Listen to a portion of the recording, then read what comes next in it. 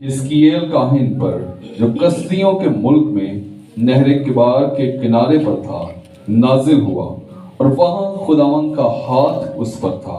कलाम खुदा के वसीला हम सब बरकत पाए। खुदा का शुक्र हो। आइए खुदावन का हाथ अज कि ते खुदा का हाथ है। सारे ही तुहां हाथ चुक दिते ने ते जिन्हें ते खुदा का हाथ होए ना ते मुसीबत कोई नहीं हुंदी ओदे ते।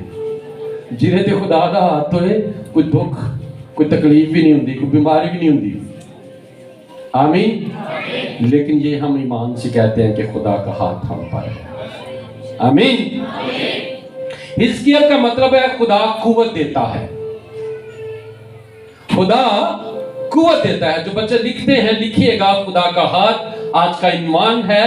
और हिजकिय्याह का मतलब खुदा कुव्वत देता है। हिजकिय्याह एक काहिन की खिदमत के लिए मखसूस था और ये वाक़या नहर किबार के किनारे उस जगह पेश आया जहां पर यहूदी असीर होकर रह रहे थे। दोबारा जब 70 साल असीरी का दौर आया, ये उस वक्त की बात है। ये लोग अगरचे अपने वतन से दूर थे, ये लोग अगरचे अपने वतन से दूर थे, मगर खुदा इनसे दूर नहीं था। खुदा वहां पर भी अपने बंदा हिजकिय्याह के जरिए इनकी जिंदगी में काम करना चाहता है। लोग मायूसी और गम, परेशानी, दुख और करब में थे। और अलमिया यह था, आज भी ऐसे ही है और उस वक्त भी ऐसे ही था, कि जब तक इनकी जिंदगी में दुख, मुसीबत और परेशानी आई नहीं, ये अपने बुरे कामों से, ये अपने गुनाहों से बाज नहीं आते थे। तो फिर आखिरकार खुदा को मजबूरन वापस इनको बाबल की असीरी में भेजना पड़ा और वहां इनके साथ मिस्र की असीरी से भी बुरा सलूक हुआ। खुदा बहाल करता है, लेकिन हम अपनी बहाली को अगर नाजायज कामों के लिए इस्तेमाल करते हैं तो यकीन मानिए, हिजकिय्याह की किताब पढ़िए कभी, कि गो कि मेरा टॉपिक ये नहीं है खुदा का हाथ ही है, लेकिन मैं 5 मिनट इसका बैकग्राउंड आपको बताऊं। रूल कुदस चाहता है अगर कि मिस्र में जब ये लोग थे तब ये मजदूरी करते थे, मेहनत करते थे, गुलाम जरूर थे, लेकिन इनका खाना पीना ठीक था, क्योंकि ये जंगल में आके इस बात का इकरार करते हैं कि हमें वो मिस्र की मछली, वो हांडियां, वो खीरे, वो दुआने, वो गन्ने, वो तरबूजे, वो लहसुन, वो सब कुछ हमें याद आता है। इसका मतलब ये कि वहां ये खा पी पेट भर के रहे थे, लेकिन वहां ये रोए करलाए और खुदा ने इनको आजाद किया और वादा की हुई जगह पर यानी मुल्क मौदा में इनको पहुंचाया। ये बनी इस्राइल की स्टोरी है। वहां आके जब ये बहाल हो गए, दाऊद बादशाह जैसे अच्छे लोग इन पर हुक्मरान हुए, सुलेमान बादशाह जैसे अमीर ज़ादे भी इन पर हुक्मरान हुए। और सुलेमान के दौर में लिखा है कि चांदी की कोई वैल्यू नहीं थी, सोना इतना ज्यादा वाफर था मुल्क में, तो ये मुल्क, इसका मतलब खुशहाल था। ये खुशहाल हुए, पर इन्होंने वापस गलती, बदी, बदकारी, गुनाह, नाफरमानी शुरू कर दी। आज भी ऐसा ही है कि जब हम मुश्किल हालात में होते हैं खुदा को बड़ा पुकारते हैं, लेकिन जैसे ही थोड़े से हालात ठीक होते हैं तो फिर केड़ा खुदा, फिर अपनी मौज, अपने रिश्तेदार, अपना तरीका, अपना खून, दिल कीता ते खुदा नु याद कर लिया, नहीं ते ना सही। और मोस्टली जिनके पास पैसा होता है संडे के दिन वो चर्च नहीं, मार्केट, बाजार, शॉपिंग करने, सालगिरह या इस तरह के इवेंट मनाते हैं।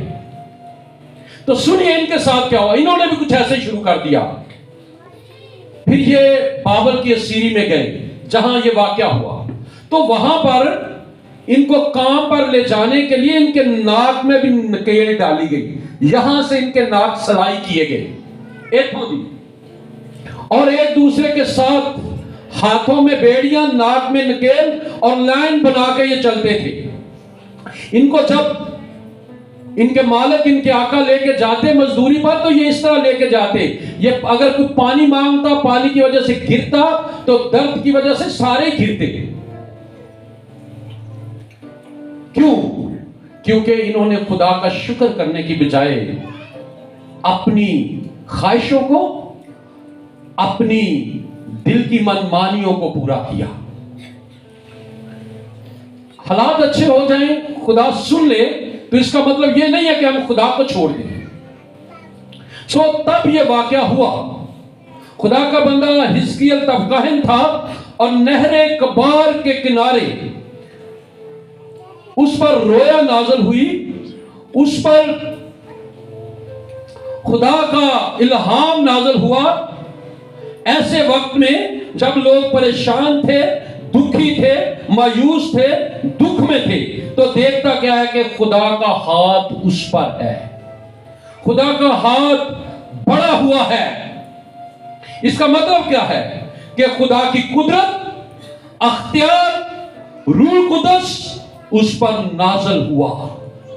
उस दौर में एक बंदे पर जिसका नाम हिजकिय्याह है, और हिजकिय्याह का मतलब है खुदा कुव्वत देता है। खुदा ने उसे चुना।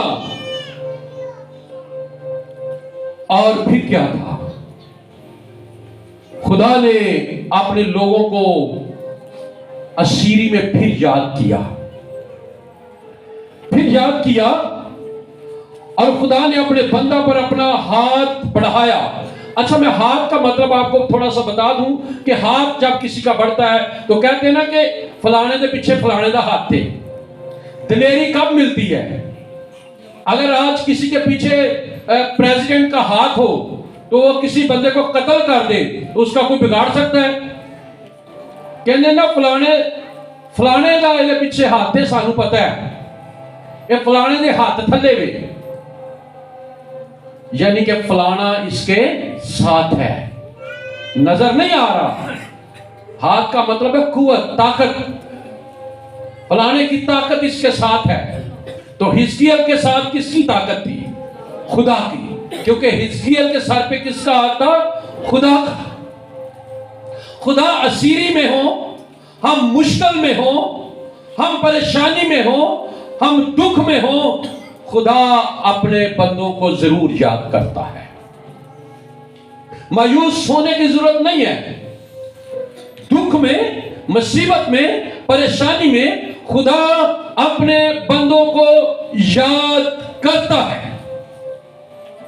खुदा के लोगों, खुदा ने इन हालात में, मुश्किल वक्त में हिजकिय्याह को बुलाया, हिजकिय्याह पर अपना हाथ रखा।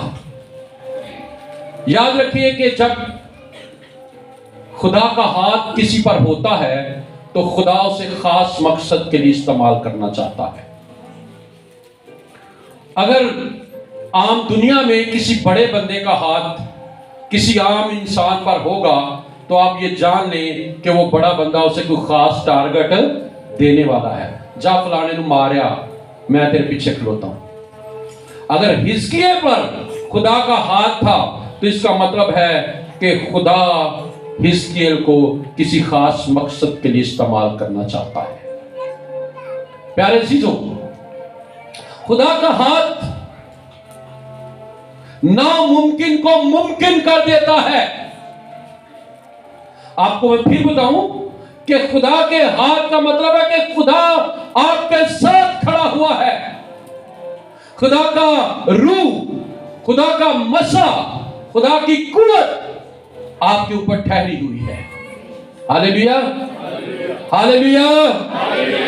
आज कितने लोग हैं जो खुदा का हाथ अपने ऊपर मांगते हैं कि खुदा तेरा हाथ मेरे ते आए। दूसरी चीज़ों की लिस्ट मुक गई है, जरा लफज में इस्तेमाल हो गया है खुदा का हाथ। सानू सेहत, तंदुरुस्ती, रुपया, पैसा, फलान फलान फलान, औलाद की कामयाबी है, जो फुर्सत मिलेगी तो खुदा का हाथ मांगांगे। हमने कभी, मैंने नहीं गौर किया, मैं भी उसी में शामिल हूं कि स्पेशली कभी इस बात के लिए दुआ की हो कि खुदावंद तेरा हाथ मेरे ऊपर आए, खुदावंद तेरा हाथ मेरे बच्चों पर बड़ा रहे। हमने कभी इस बात को अपनी दुआ में रेगुलर नहीं किया क्योंकि साड़ी दूसरी लिस्ट ही एडी लंबी थी। लेकिन खुदा के हाथ का मतलब है जिसके साथ वो हो जाए उसके साथ खुदा खुद खड़ा है ताकत बन के, और जिसके साथ खुदा खुद खड़ा हो जाए तो फिर उसके नाम का मतलब ही कुव्वत हो जाता है। हिजकिय्याह की तरह खुदा कुव्वत देता है। उसका खुदा का हाथ हिजकिय्याह पर था। इस बात को आपने भूलना नहीं है कि जिस पर खुदा का हाथ होता है उसके साथ खुदा खड़ा होता है। अब खुदा का हाथ करता क्या है, जरा हम थोड़ा सा आगे बढ़ते हैं। आइए मेरे साथ एक हवाला निकालिए, नहमिया 2 बाब। अजीम मेरे साथ ये करते जाना। नहमिया, आपको थोड़ा पीछे जाना पड़ेगा। अज़रा की किताब के साथ नहमिया है, तवारीख की किताबें हैं जहाँ पे पहली तवारीख, दूसरी तवारीख, उनके आगे अज़रा, फिर आपको नहमिया मिलेगा। नहमिया 2 बाब और उसकी 8वीं आयत में सर जरा पढ़िए।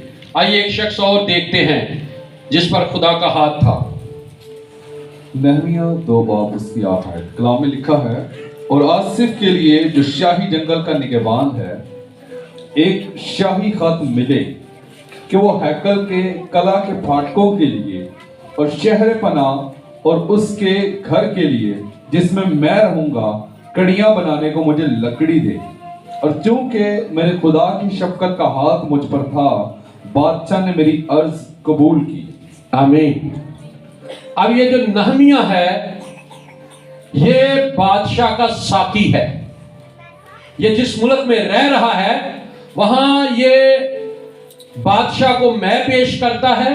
बादशाह का ये कारे खास है, आम बंदा है। और देखिए, जब एक खुदा के बंदा पर खुदा का हाथ होता है कितना को बादशाह की नजर में इसकी कदर और इज्जत होगी। 2 बंदे इस्राएल से, यरूशलेम से इसके पास आते हैं और ये उनसे पूछता है, यार बताओ कि मुल्क का क्या हाल चाल है, मुल्क कैसा है।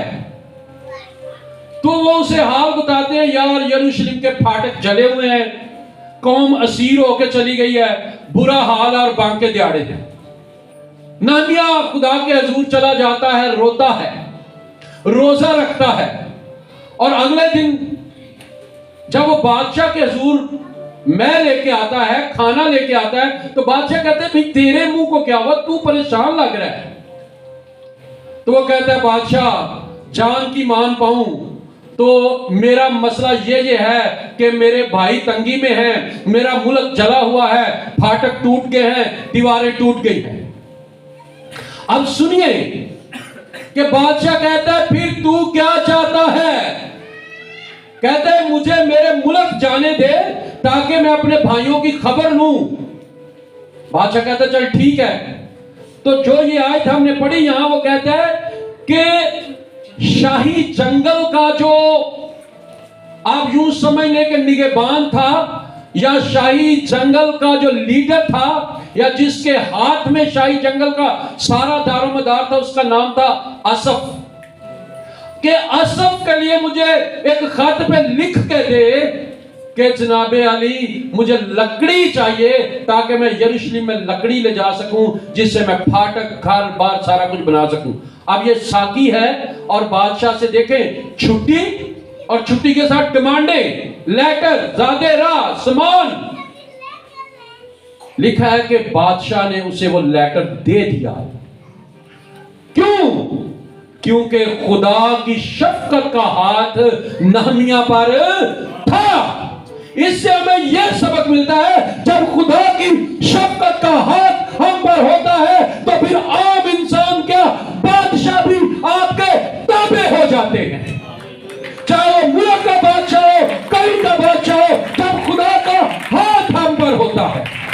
ਤੇ ਸਾਡੀ ਤੇ ਕੋਈ ਮਹੱਲੇ ਦਾ ਨਿੱਕਾ ਜਿਹਾ ਬਾਲ ਨਹੀਂ ਮੰਨਦਾ ਤੇ ਅਸੀਂ ਆਨੇ खुदा ਦਾ ਸਾਡੇ ਤੇ ਹੱਥ थे। नो, जब खुदा का हाथ होता है तो लोग आपकी बेफरमानी करते हैं।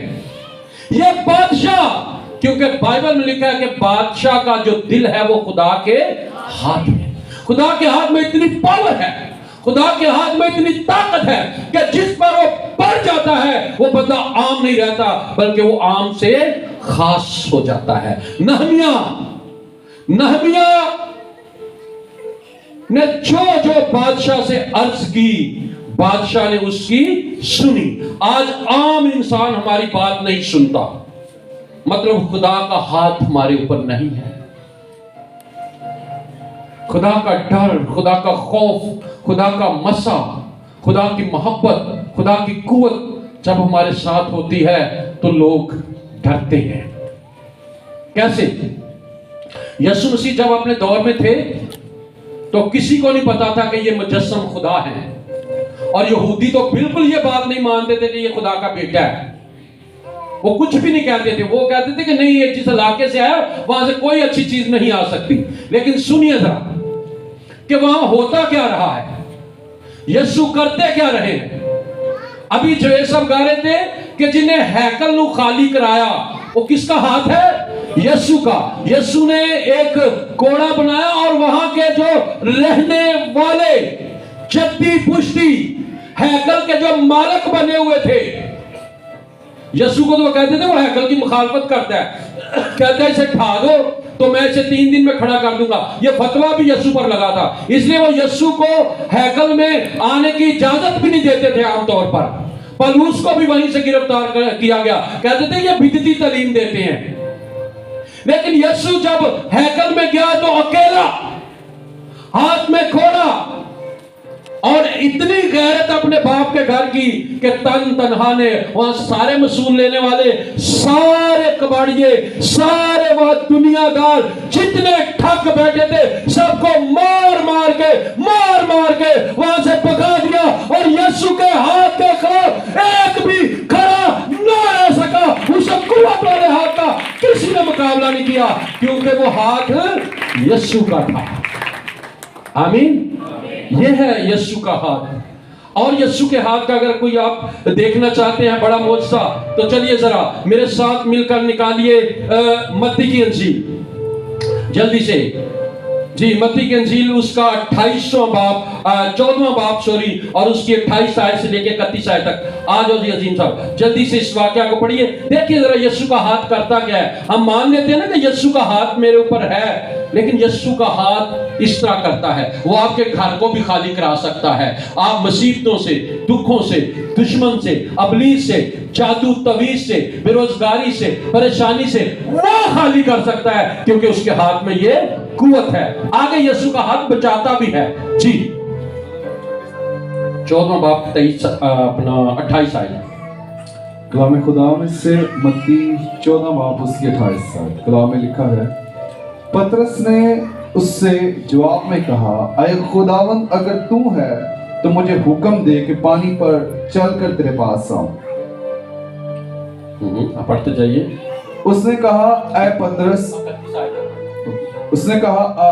पतरस कश्ती से उतरकर यीशु के पास जाने के लिए पानी पर चलने लगा, मगर जब हवा देखी तो डर गया और डूबने लगा और चिल्लाकर कहा, अय खुदावंद, मुझे बचाओ। यीशु ने फौरन हाथ बढ़ाकर उसे पकड़ लिया और उससे कहा, अय कामितका, तूने क्यों शक किया? हालेलुया। आइए जोरदार तालियां उस बड़े हुए हाथ के लिए जिसने डूबते हुए शख्स को बचा लिया। Hallelujah, hallelujah. बाज़ रात हम भी डूब रहे होते हैं, जरूरी नहीं पानी च डुबिए, कई करज च भी डुबदे हुंदे ने, कई गुनाह च डुबी जांदे ने, कई नशे च डुबी जांदे ने, कई बदकारी च डुबी जांदे ने, ते कई किसी दी अखां च भी डुबी जांदे ने। इनको निकालने के लिए किसका हाथ आया? किसका हाथ आया? जेड़े कलाम नूं नहीं ना सुनदे, जेड़े कलाम नूं नहीं सुनदे, अक्सर का साढ़े जेडे पुराने भाई ना गल सुनाते होंगे ने, ये इससे मैच करती है, ये इस मैसेज का हिस्सा नहीं है, सुनिएगा जरा। वो गल सुनाते ने भाई किसी गैर मजहब ने किसी साडी सादी जी माई को पूछा ना, हाय तुहाडे यसू नूं सलीब क्यों चाढ़िया सी? तो उन्हें ये नहीं कहा साढ़े गुनाहां लई, उन्हें अगों आख्या कि भाई यसू ने भी तो कुछ कीता ही होना है ना, तां ही सूली चढ़िया है। ते इसे तरह इंज लोग सवाल करते हैं कि यसू का हाथ एडा ही वड्डा है कि जो तू आके सानू बचा लेगा, एवं गल्लां ही नहीं। ये पादरी इंज ही मारते हैं। भाई आ जाओ जरा, यशायाह 59 बाब की पहली आयत पढ़ के मुझे बताओ जरा। आप देखिएगा जरा कि खुदा के हाथ के बारे में क्या लिखा है, खुदावन का हाथ कैसा है, यीशु का हाथ कैसा है।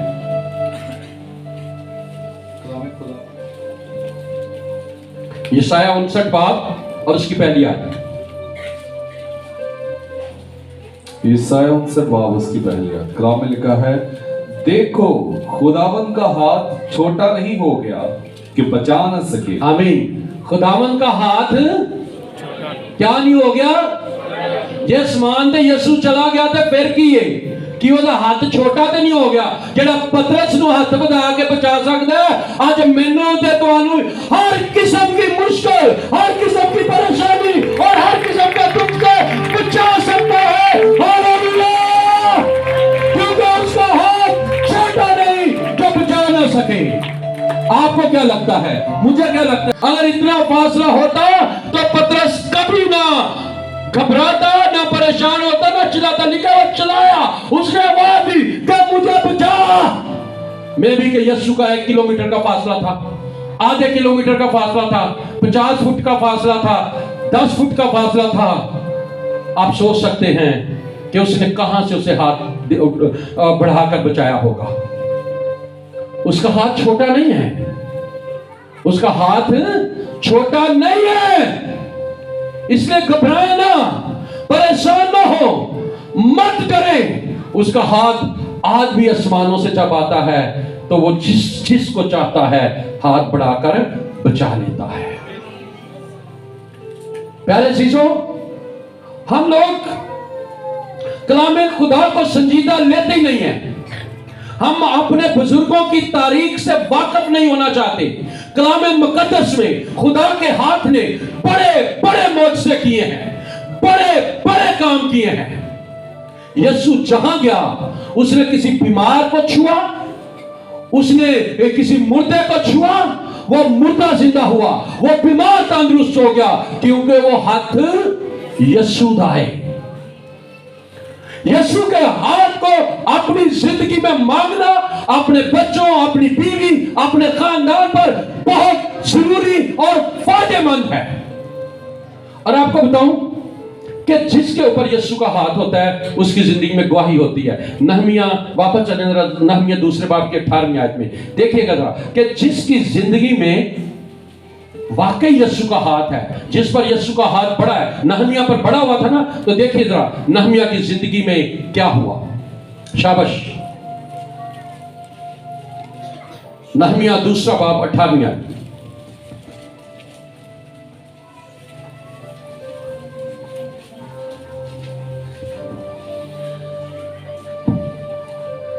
हजरत सब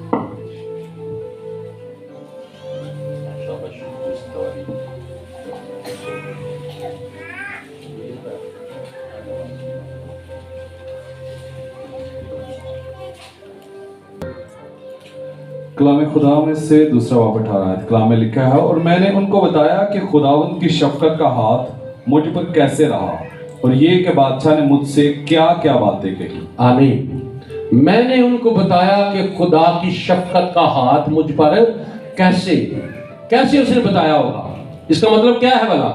इसका मतलब है उसने गवाही दी कि बादशाह कैसे मेरे ताबे हो गया, बादशाह ने कैसे मुझे लकड़ी के लिए इजाजतनामा दे दिया, बादशाह ने कैसे मुझे छुट्टी दी। और यहां पर जब हम नहमिया की किताब बाकायदा पढ़ते हैं तो तकरीबन 2 साल नहमिया यरूशलेम में रहा है गवर्नर बन के, और उसने दोबारा यरूशलेम की फसील बनवाई है। नहमिया अपने उस छुट्टी के दौर में अपनी गवाही शेयर कर रहा है और जाके अपने भाइयों को बताता है कि मैंने उनको बताया कि खुदा की शफकत का हाथ मुझ पर कैसे रहा, और ये कि बादशाह ने मुझसे क्या क्या बातें कही थी। और फिर उसके बाद वो यरूशलेम की दीवार बनाने लगे। प्यारे अजीजों, मेरी बेटियों, मेरे भाइयों, आज मुझे नहीं पता ये कलाम किसके साथ खुदा कर रहा है।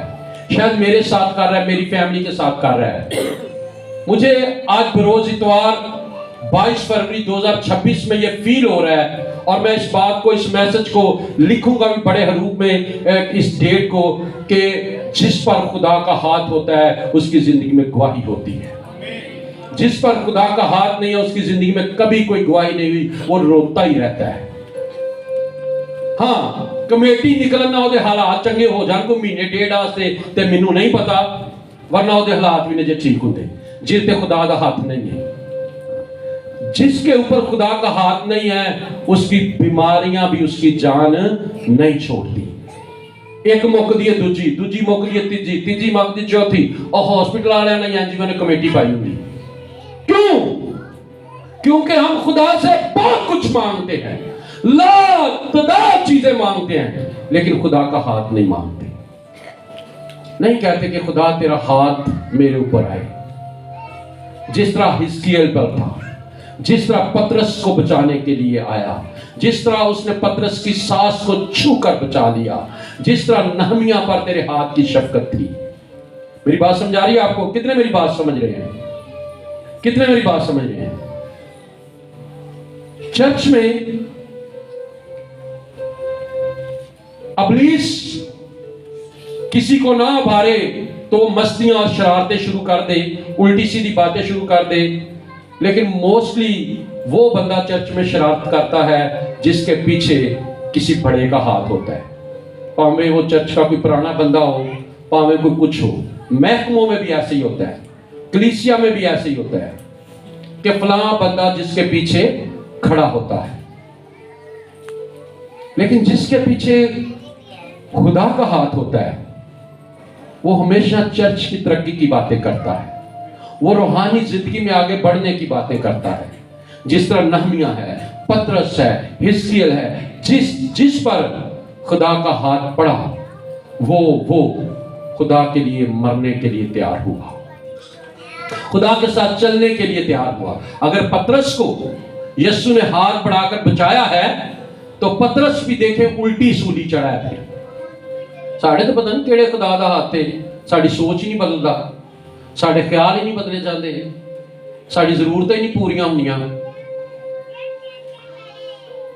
हिजकिय्याह के ऊपर खुदा का हाथ था, और खुदा, हिजकिय्याह अगर 37 बाब में जाएं तो वहां खुदा इसे सूखी हड्डियों की वादी में ले गया।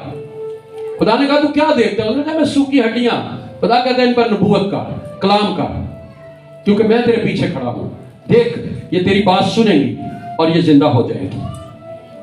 जिस पर खुदा का हाथ होता है, सच्ची बात है कि जिंदा इंसान तो क्या, सूखी हड्डियां भी उसका हुक्म मानना शुरू हो जाती है। खुदा के हाथ में इतनी पावर है, खुदा के हाथ में इतनी ताकत है, खुदा के हाथ में इतना जोर है। अभी इतनी वर्शिप हुई कि जिन्हें आदम दा पुत्रा, इसको जहां से मैं शुरू करूं, नूह की कश्ती की तरफ ले जाऊं, इसको मैं बहरे कुलसम की तरफ ले जाऊं, मैं इसको जहां जहां भी ले जाऊं, जिसके पीछे खुदा का हाथ है वो दुनिया में कामयाब हुआ है। वो नबी भी जो खुदा की मर्जी से मखसूस हुए हैं, जिन पर खुदा का हाथ रहा है, वो कामयाब हुए हैं। डियर कलीसिया, हम बहुत कुछ खुदा से मांगते हैं। ये मैं बार बार लाइन इसलिए रिपीट कर रहा हूं ताकि हमारे जहन से ये दुनियादारी का लालच, दुनियादारी की ख्वाहिशें, दुनियादारी का सामान मांगने की ख्वाहिश कम हो, और हम उस हाथ को मांगे जिसमें सब कुछ है।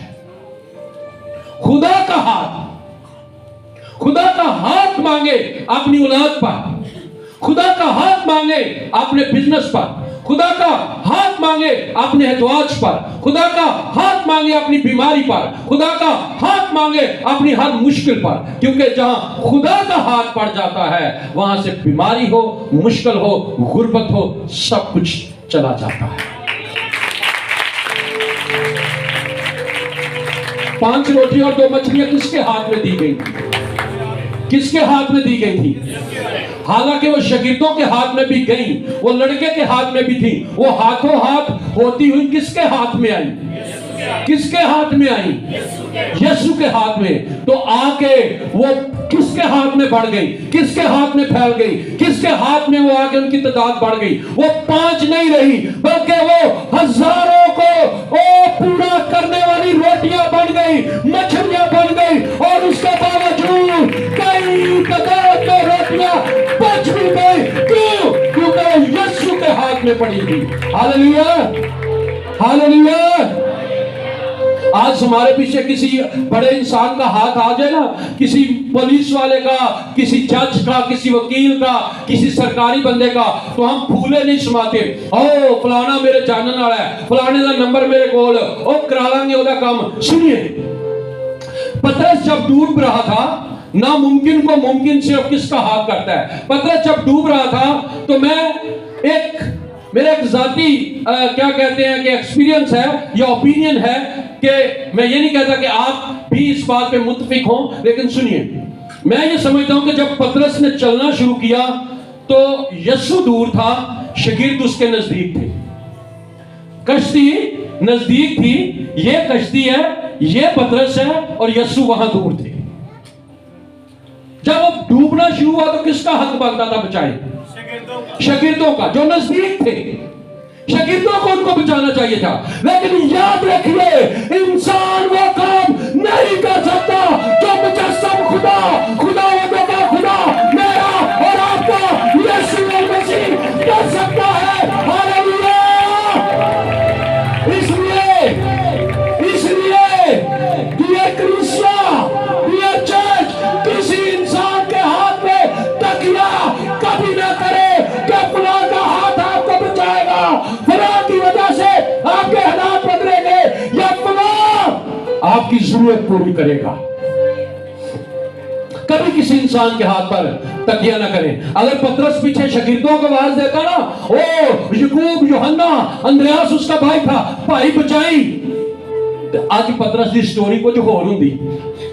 और दिल करे दे तबरियास की झील दे विच ना उन्हें मच्छियां खा जांदियां, डड्डू मेंढक ही खा जाते, लेकिन पतरस ने अकलमंदी का मुजाहरा किया, क्योंकि वो यीशु पर पूरा ईमान ला चुका था, वो यीशु का पैरो बन चुका था, वो शागिर्द बन चुका था। उसने किसको आवाज दी? किसको आवाज दी? किसको आवाज दी? यीशु को। आज हम किसको आवाज देते हैं? हम किसको आवाज देते हैं? किन्नू फोन करने हैं?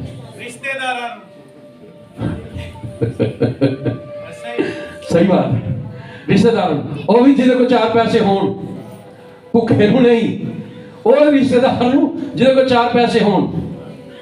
अच्छा, वैसे हमने कभी यीशु को फोन किया है? यीशु का फोन नंबर चाहिए किसी को? बताएं भाई, किसको यीशु का फोन नंबर चाहिए? मैं सच्ची कह रहा हूं, मजाक ना समझे। किसको चाहिए भाई? जरा निकालना, स्केल में चलना वापस। ना, यर्मिया 33वां बाब।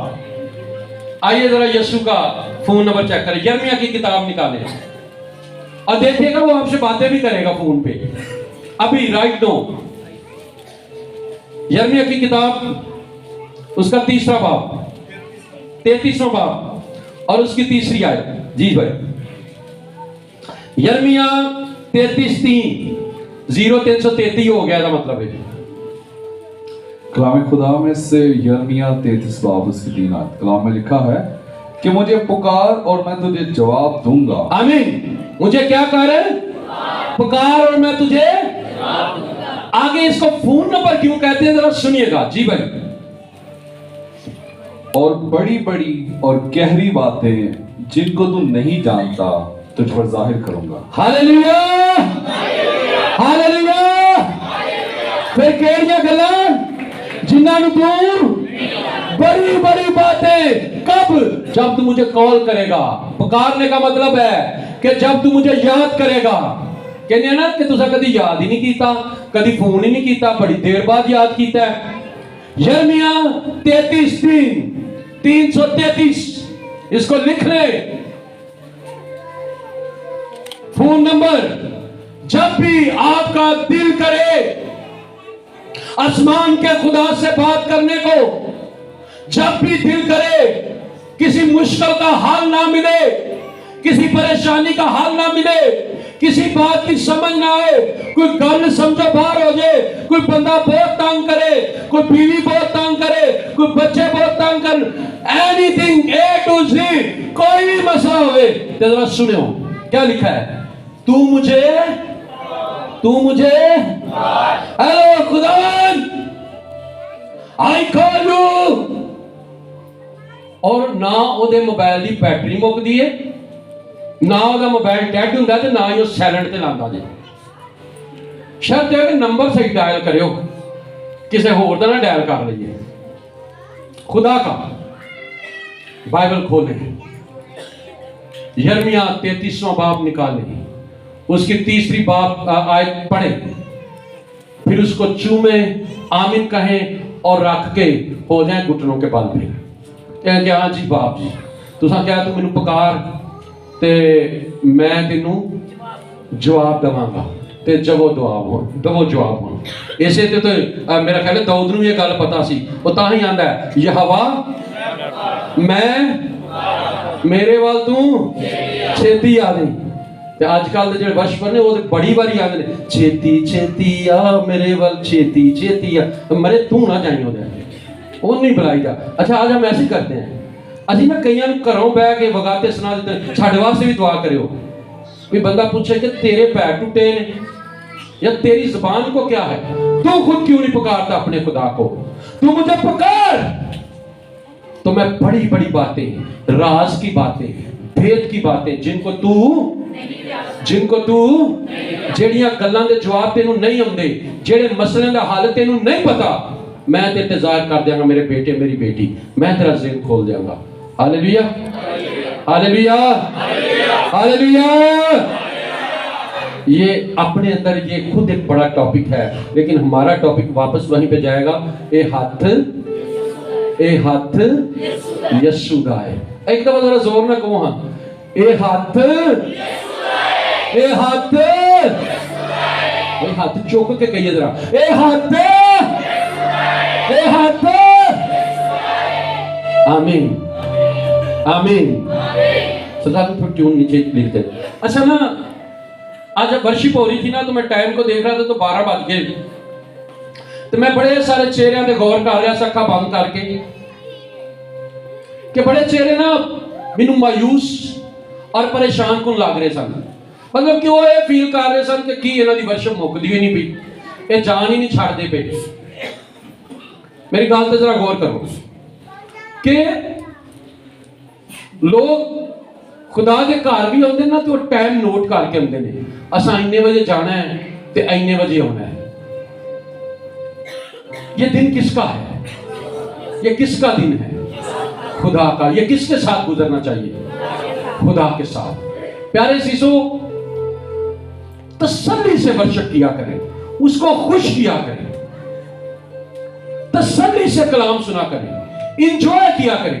ये खुदा की बातें हैं और ये दुनिया में कोई तमसीलें दलीलें नहीं है। ये जिंदा खुदा ने अपने पाक बंदों के वसीला लखवाई है और ये हकीकत है। इसलिए इनको सुन के बरकत पाया करें कि हाँ, जमीन पर ऐसे भी हुआ था, हाँ इंज पतरस डुब रहा सी, यीशु ने उन्हें बचा लिया, यीशु मैनू भी बचा सकता है। इंज हुंदा है कि खुदा ने पुकारिए तो खुदा सुन लेता है, और मेरी भी सुन लेगा। हालेलुया। नो मायूस ना होया करो, टाइम रोज ही लंघ जाता है। हफ्ता भी इंज ही लंघ गया सी, जुमा भी इंज ही लंघ गया, कल समार भी इंज ही लंघ जाना है। लेकिन बाइबल कहती है कि उन 1000 घड़ियों से बेहतर वो घड़ी है जो कहां पर गुजरे, जो कहां पर गुजरे? खुदा के कदमों में।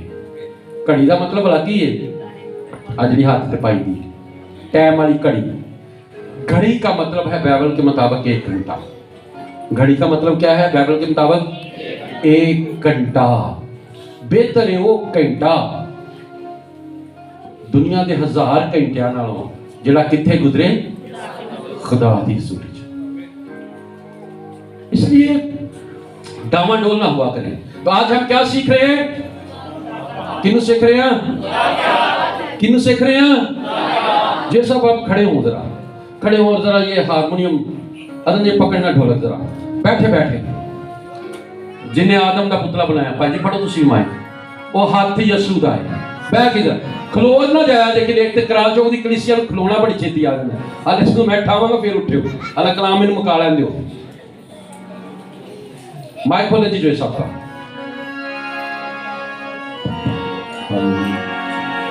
जो सबका माइक नहीं खुला, खोलिए जरा, शाबाश।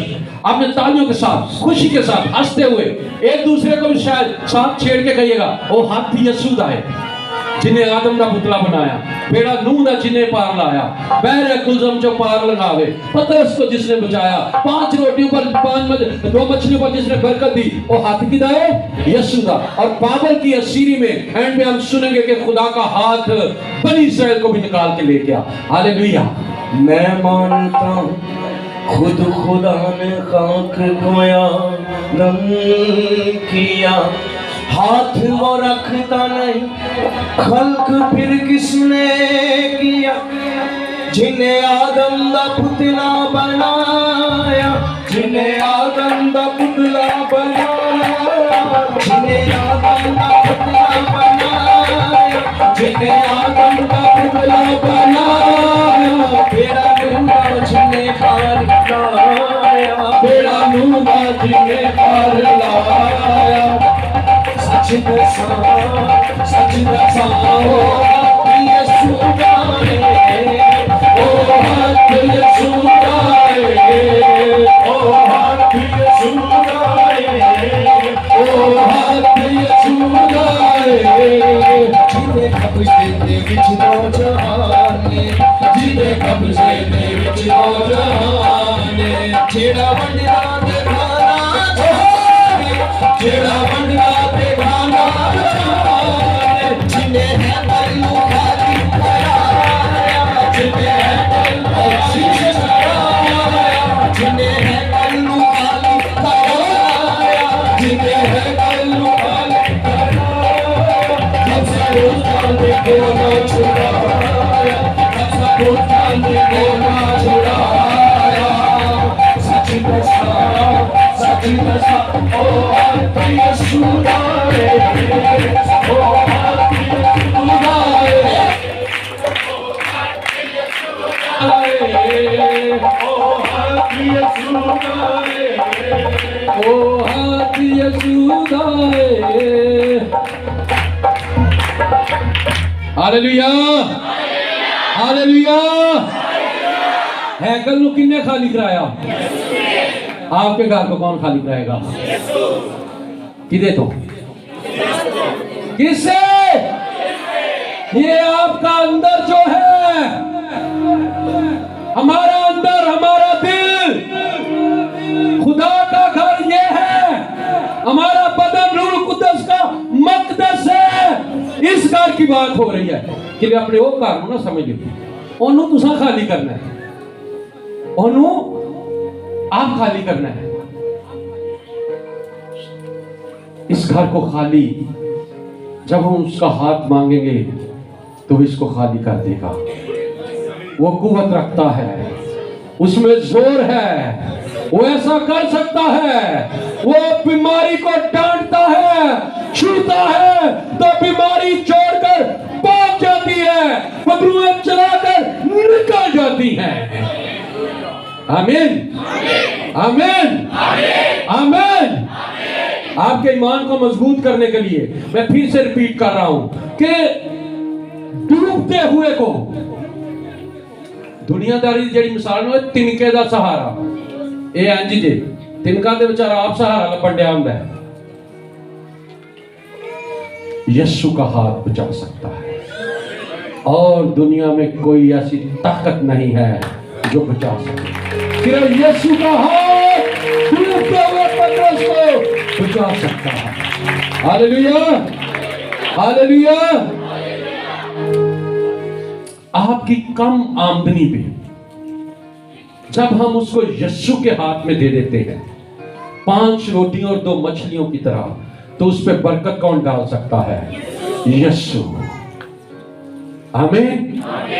सो प्यारे चीजों, हम गुलामी में हो, हम दुख में हो, हम कर्जे में हो, हम जनाबे वाली घाटे में जा रहे हो, हमारे ऊपर सूद ब्याज कुछ भी हो, अगर यीशु का हाथ आ जाए तो वो हर तरफ से आजादी दिलवा देता है, वो हर तरफ से रिहाई दे देता है। खुदा के हाथ को मांगिए। मिस्र से यीशु का हाथ ही बनी इस्राएल को निकाल के ले आया था। बहरे कुलजम पे बज़ाहिर तो हम मूसा को देख रहे थे, लेकिन वो हाथ यीशु का है जिसने पानियों को 2 हिस्सों में तकसीम कर दिया। जो पानी पर चल के दिखा सकता है, वो पानियों को 2 हिस्से भी कर सकता है। हालेलुया। और ये बात हकीकत है, जब एलिया ने पानी पर अपनी चादर मारी थी तो वो पार हो गए, तो एलिया आसमान पर चला गया और वापसी पर वही चादर अलीशा के हाथ में आई, और अलीशा ने वो चादर गोल बना के ना पानी पर मारी, और साथ पता क्या कहा कि एलिया का खुदा कहां है? कहां है एलिया का खुदा? अगर है तो फिर आए। आया खुदा, और अलीशा के सामने से भी पानी 2 हिस्से हो गया, और अंबियाज़ादे समझ गए कि एलिया की रूह अलीशा पर आ गई है। आज खुदा हमारे लिए भी ऐसा ही करना चाहता है, इसीलिए ये कलाम आज हम सीख रहे हैं। वो बड़े बड़े काम करना चाहता है। ये गैर कौमों में हम रह के तो इन लोगों को हैरान कर सकते हैं, जिस तरह यीशु हैरान कर देता था। इन गैर कौमों में रह के हम अपने आप को साबित कर सकते हैं कि हमारा यीशु जिंदा है, और वो सुनता है, और वो निजात देता है। Hallelujah, hallelujah. आखिरी गवाही है यीशु मसीह के हवाले से, उसके बाद हम खड़े हो जाएंगे। मेरे साथ भाई रियाज थे, भाई रियाज गिल। हम चर्च के लिए ये जो स्कैनर मशीनें नहीं होती वो छोटी छोटी, वो लेने गए, तो कॉलेज रोड पे हमें एक भाई मिल गए, और चूंकि वो क्रिश्चियन नहीं थे, उनकी शॉप पे हम चले गए। तो हमने उनसे पूछा, भाई मशीनें इस तरह चाहिए? तो पहला सवाल, जी कादे वास्ते चाहिए? मैं कहा भाई जी सानू साढ़े चर्च वास्ते चाहिए। अच्छा ठीक है जी, आप चर्च में क्या हैं? रियाज भाई ने बताया जी ये हमारे पादरी साहब हैं। तो इसी तरह उस बंदे ने कहा जी अंदर आए, बाकी मशीनें आपको मिल जाएंगी। समझे, मिल गई। अंदर आए, अंदर बैठ गए। कहते यार सामना कश्मीर चो इंजन खजाना मिलया है, देगा असी उत्थे बड़े अपने मतलब खड़े ने उस्ताद, लेकिन किसी को उत्थे काबू नहीं पिया। मैं कहा भी उत्थे है की है? आने उत्थे ना सप कह लो, ये हिंदू रस्मां ने। मैंने तो कहानी लग रही सी, या कोई असेब चीज़ां दा कि उत्थे साडे कोल जा नहीं हुंदा। मैं कहा फिर सानू किसी ने दस्सिया है कि इत्थे कोई क्रिश्चनां दा पादरी कोई होएगा ना, वो जा सकता है, तुसीं साडे नाल चलो ते असीं तुहानूं उत्थों हिस्सा दांगे। अच्छा गल हुंदी रही, मैं क्या कि इंज नहीं हो सकता, असीं दुआ कर सकते हैं, बट जिहड़ी मैं गल दसना चाह रहा, उन्हें कहा मैनूं एक गल दसो भाई एक क्रिश्चियनां दा पादरी क्यों इंज कर सकता है? मैंने कहा यार क्योंकि क्रिश्चियन एक जिंदा पर्सनैलिटी मानते हैं, और जिन्हों मानते हैं वो सुनता है। वो बंदा मेरे मुंह वेख रहा, वो सुनता है, वेखदा है ते काम करदा ते हरकत करदा है। इस तो क्रिश्चियन कर लेंदे ने सारा कुछ। आंदा अच्छा सोच सोच के कहता वाकई यार मुर्दा की करेगा, जेड़ा आप मुर्दा है वो किसी को की देगा? वो तो सुनते नहीं। कहता मेरा कबरां ते जाने वाला काम। मैं कहा भरा हुण तेनू पता है मैं बहुतियां गल्लां नहीं करनियां। कहता नहीं तुसीं सही कह रहे हो कि सानू भी दस्सिया जाता कि भाई कब्रस्तान च जाइए तो सलाम दा लईए तो मुर्दे को जवाब देंदे ने। मैं तू इमेजिन कर घर च कोई अपना मर जाए उन्हें लै सलाम दा जे कोई जवाब दे जाए तो तां कही कहता नहीं ये नहीं हो सकता। तो मैं नहीं हो सकता ना, तो इधर ही क्रिश्चियन भी ना बदरुआ काट लेंगे ने, क्योंकि वो जिंदा को मानते हैं, और जिसको वो मानते हैं वो बदरुआ को अपनी जिंदगी में बगैर बोले निकाल देता था। उसका हाथ ताकत वाला है, कुव्वत वाला है, अजमत वाला है, हशमत वाला है, बुजुर्गी वाला है। हालेलुया, हालेलुया, हालेलुया, आमीन। आइए अपने कदमों पर खड़े हो जाते हैं।